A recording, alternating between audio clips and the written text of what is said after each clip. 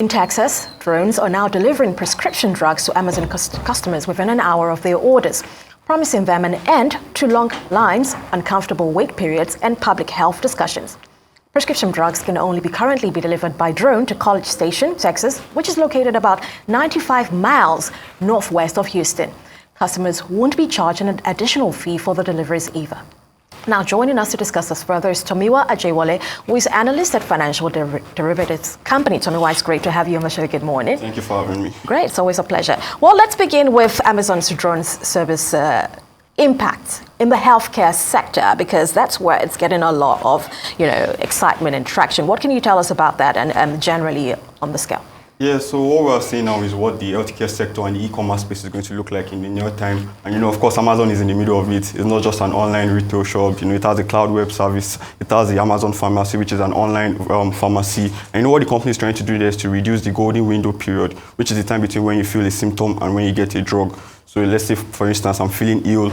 I have an Amazon pharmacy. I'm a member of Amazon Pharmacy, so I access their virtual pharmacy, and in no time, the drone delivers my drug to me. And this is very important, especially in the US, where they have healthcare inefficiencies. As you said, they have long lines in front of pharmacies and stuff like that, and this is going to reduce the time between when you get a drug after you're feeling ill. And also, it's also going to be helpful for places in remote areas where they are not, there's no easy access to road, and also it's also going to help against reducing the emissions by vehicle transport. So I think it's a very big innovation. It's setting us ready for the future, and Amazon being again a leader in the innovation is very good. All right. Well, talking about the future, what is the current state of drone delivery services and the drone applications generally on a global scale? And could we also look at the challenges and opportunities comparatively? Yeah, so for drone delivery services, not just the healthcare sector. Amazon has its own drone delivery service, which is Amazon Air, and also its competitor Walmart is also in partnership with Alphabet's Wing, and to also deliver its services. And there's also Zipline, which is one of the major drone delivery services, and also has a presence in Africa. And this is a growing trend that we're seeing, because in 2016 in Rwanda, Zipline reduced the time that the hospitals get our blood products from 4 hours by road to 20 minutes by drone. So you see the impact of drone delivery services. And of course, we can't forget the pandemic period. It was very helpful, specifically in China when there were lockdowns. There were a lot of deliveries with drones. So yeah, it's a sector or a service that is growing, and it's very important, very key, because when you look at its cost efficiency, and also again, I'm also going to talk about the renewable, the part on the renewable space of potentially reducing the emissions by road transportation. So it's a growing service, and of course, it's good that there's a presence of that in Africa. All right. Time cutting is certainly a huge market proposition, isn't it? Yeah. But let's talk about, because, interestingly, you cited examples of the US quite a bit. Let's talk about how to adopt this technology for Nigeria. Let's talk about the feasibilities there. Yeah, so as I said, the Zipline has a presence in Nigeria.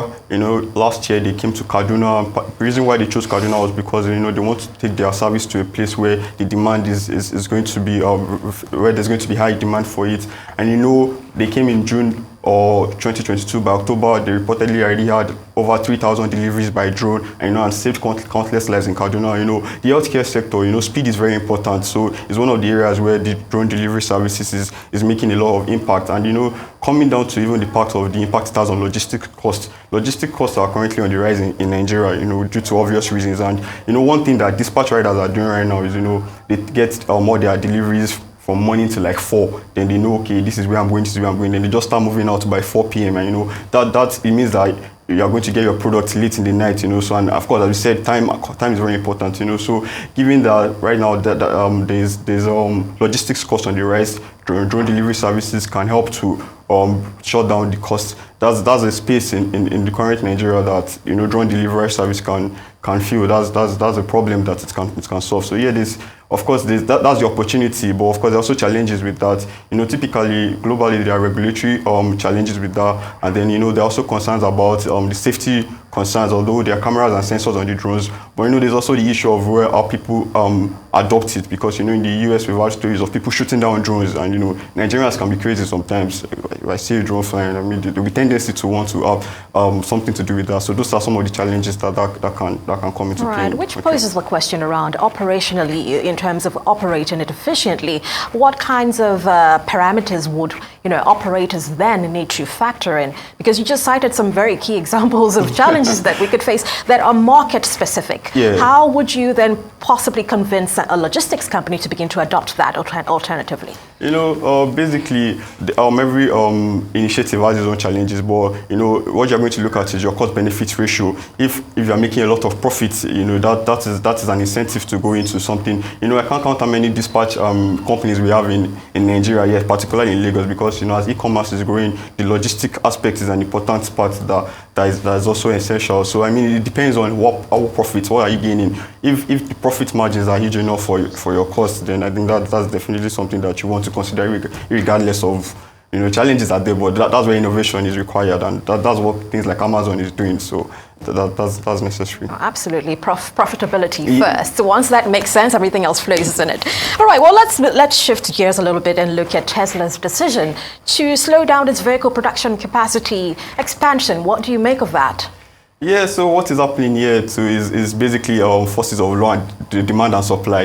Demand goes down, price goes down, and then there's little incentive for suppliers to produce. And if you've been following Tesla's updates, you notice that there have been price cuts in recent times, and this was also reflected in their Q3 earnings report. It had the lowest profit levels in 2 years, and there's low demand for EV currently because of the harsh macroeconomic macroeconomic environment.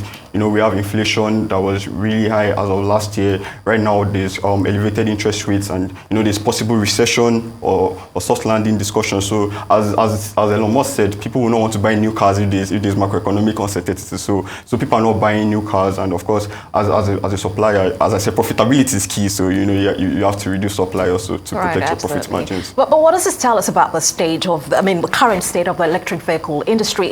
Because we have to also consider the fact we have General Motors, we have the EV startups. We're not just talking Tesla here.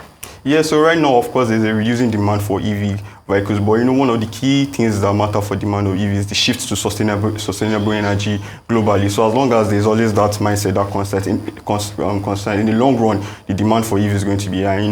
Currently, as of F1 2023, the amount of sustainable bonds issued by corporates and governments increased by about 23% to more than half $500 billion actually. So that drive is still there. We're seeing lesser demand for EV, but there's still the old drive of we need sustainable energy, and that's positive for demand of EV vehicles in the long run. And a good play on words there. The drive is still there. Tomiwa Ajewole, many thanks for joining us this morning.